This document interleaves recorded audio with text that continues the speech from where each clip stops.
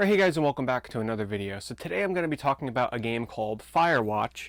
It came out on the PC and the PlayStation 4 just a few days ago, not even a week ago. And how did I find out about this game? Well, it sort of came out of nowhere. I was just on Twitch, and then I saw that one of the top stream games at the moment, where, it's one of those games where it comes out and everybody and their mother is playing and streaming it because they want to, jump on the bandwagon because everybody else is doing it. So I'm like, oh, Firewatch. I watched about 10 seconds worth of gameplay. And I'm like, this looks interesting, but being the type of person that I am, I don't want games spoiled for me before I play them. So I immediately got off of Twitch, and I just read an article on the game. And what intrigued me the most and what made me, buy this game immediately was I sort of have a saying that I go by, in that I like to go into games being totally surprised, as spoiler-free as possible. If there's a high-profile game that I'm looking forward to, I'll maybe watch the first reveal trailer, one or two trailers after that, but I won't sit there and watch gameplay that, someone posted on YouTube, or a review, a full review. I'll read a review. I won't really watch a full review because I don't want the game spoiled. So the motto that the game creators had behind this was that they kind of launched it out of nowhere. And the reason they said was because, well, in today's day and age in games, everything is spoiled. Everybody always does like these big reveal trailers, and you have half the game and surprise of a game spoiled for you before you even get to play it.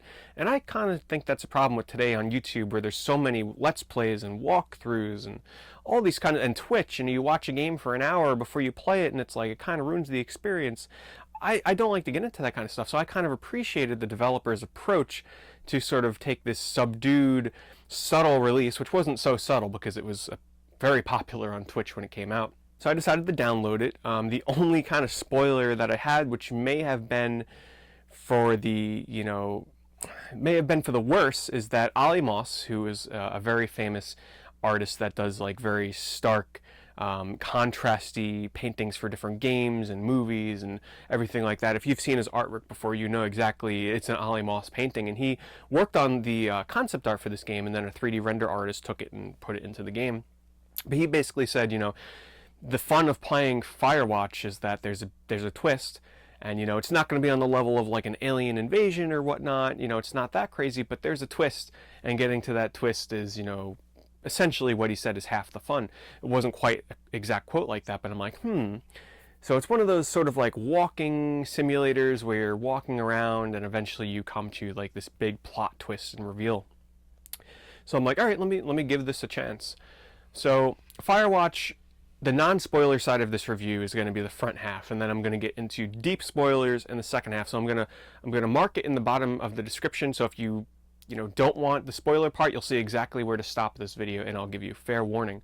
So Firewatch, without any kind of spoilers, is a walking simulator, similar to a game like Dear Esther or Gone Home, where there's very little gameplay. It's mostly walking around and, discovering your environment. This one has a bit more interaction with things than, say, a game like Gone Home, which is for the most part just looking and reading, and especially Dear Esther. So you play as Henry, who, I won't tell you exactly how or why, but he is placed in a fire guard tower where it's his job. He takes this job for, I think, the summer, I think it is, where, he just wants to get away from things and go up in this fire guard tower out in seclusion and sort of keep watch. He has to make sure that no fires crop up around this, national wildlife forest that he's in.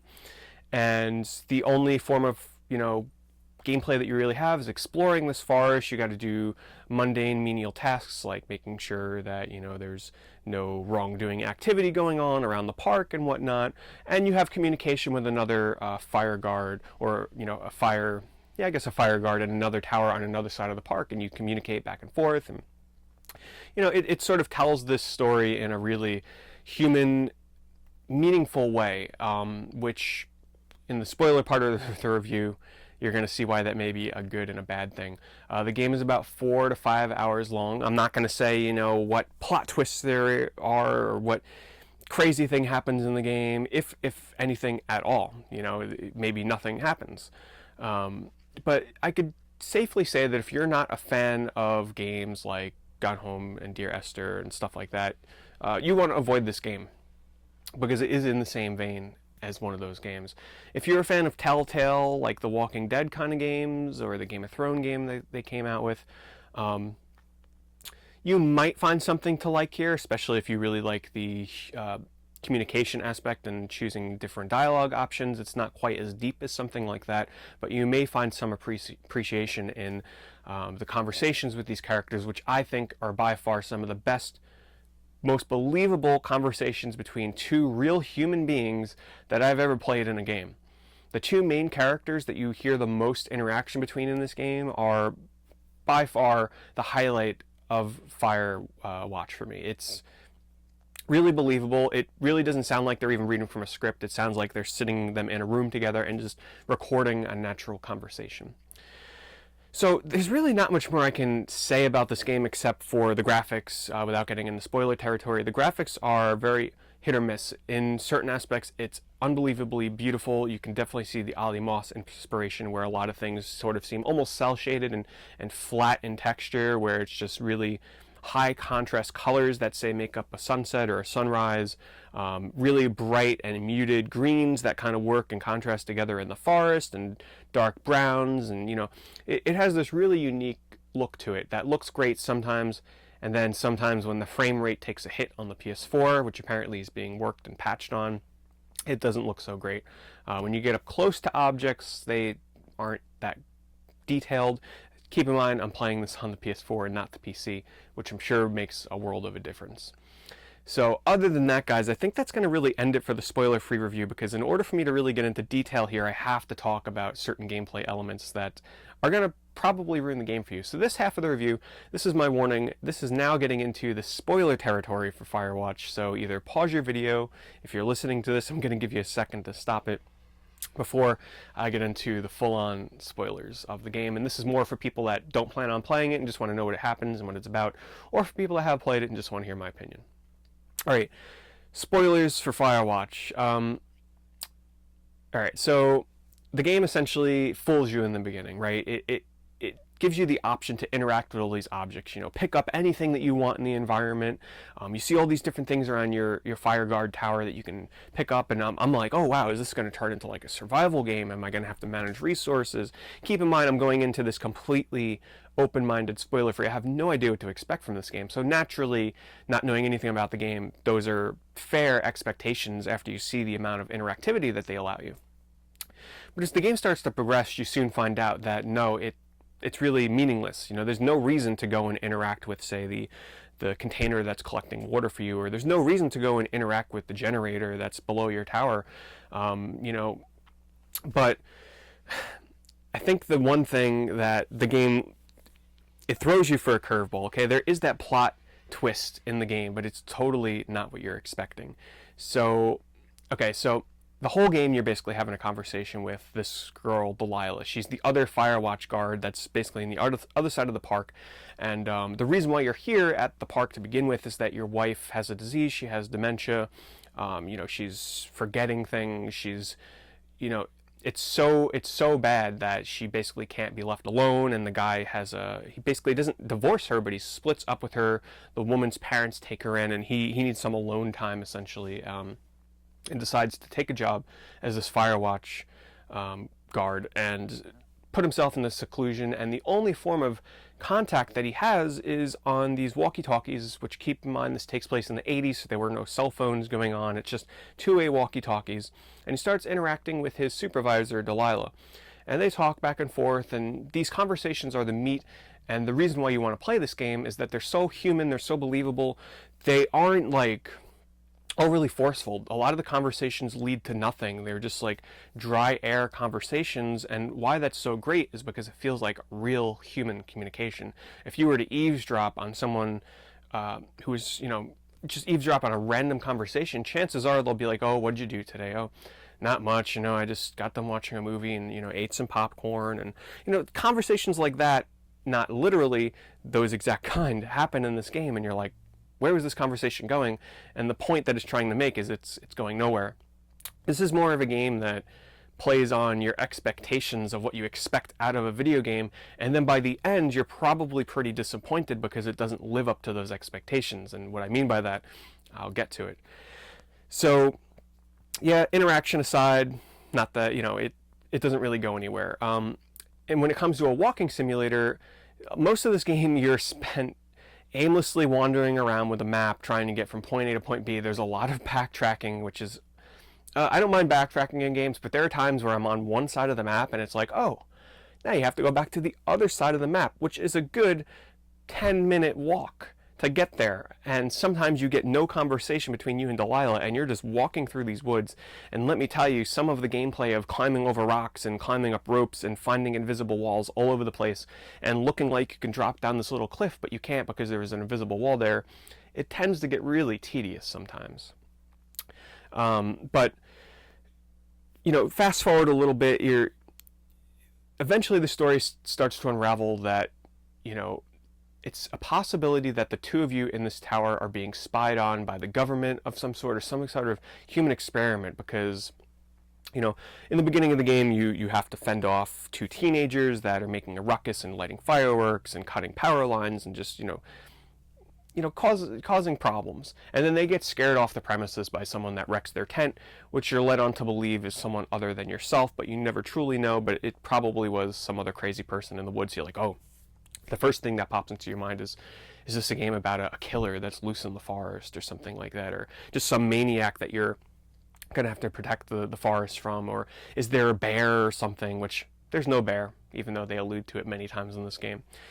So that's your first thought. And then someone starts tapping into your radio and recording your conversations and leaving you clues as to, hey, I'm listening to everything that you're saying. And then they leave reports, and you find these reports that are like that detail stuff about you. It's like the main character, Henry, is ranked out of like a numbering system. It's like he's very susceptible to manipulation. He's a very not very charismatic guy. And Delilah, she is ranked, very gullible. And like it seems like this weird science government experiment, right? And you're like, wow, this is not where I saw this going, because there's like this gated off part of the park and you don't know how to get in there, and you're like, what's in there? Is it like a government facility? Is it, what's going on here? And someone starts to invade your tower and break in and leave behind these devices, like they leave behind a walkie-talkie or a tape recording of your conversation between the two of you, and it gets kind of creepy and weird.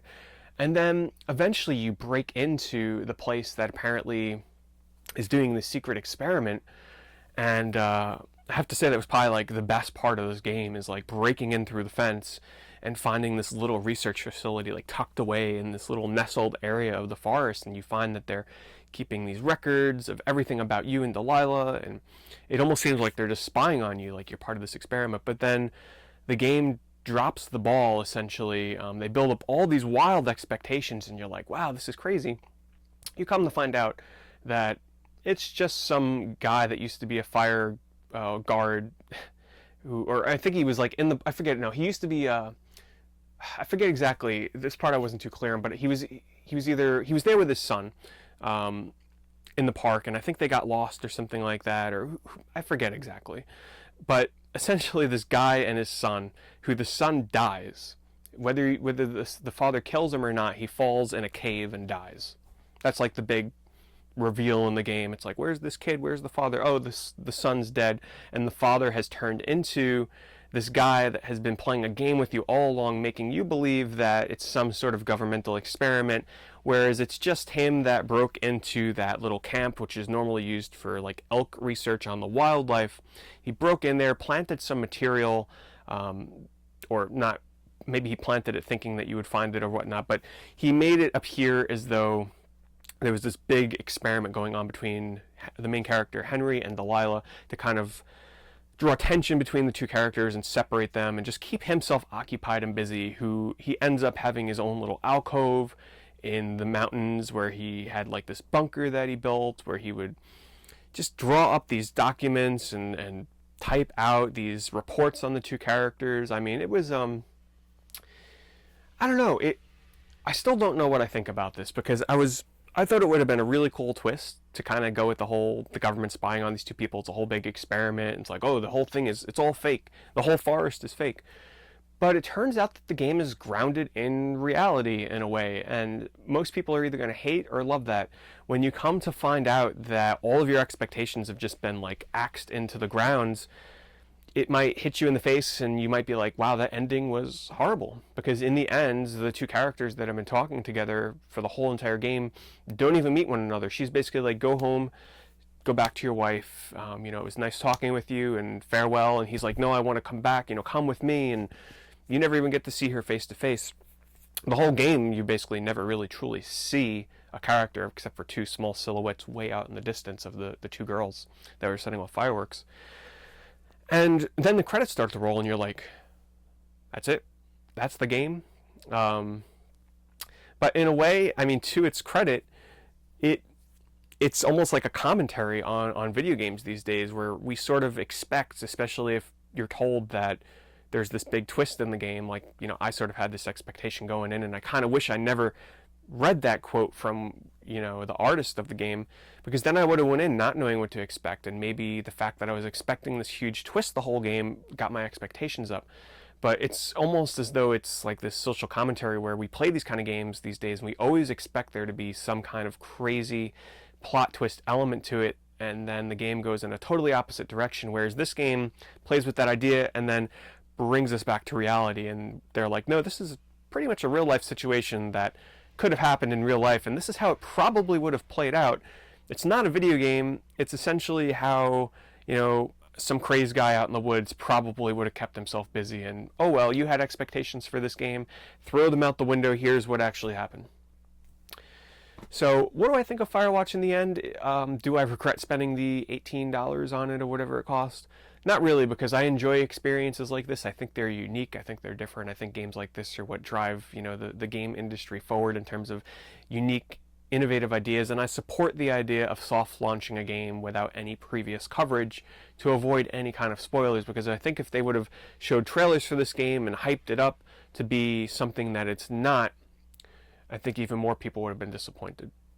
So anyway, guys, hopefully that wasn't too much of a ongoing ramble. I'm sure there's many aspects that I forgot to touch on, like story-wise, gameplay-wise, but hopefully that gives you a good idea of what to expect out of Firewatch. And if you've played the game already, do you agree with me? Do you not agree with me? What did you enjoy about the game? What didn't you enjoy about the game? And thanks so much for watching.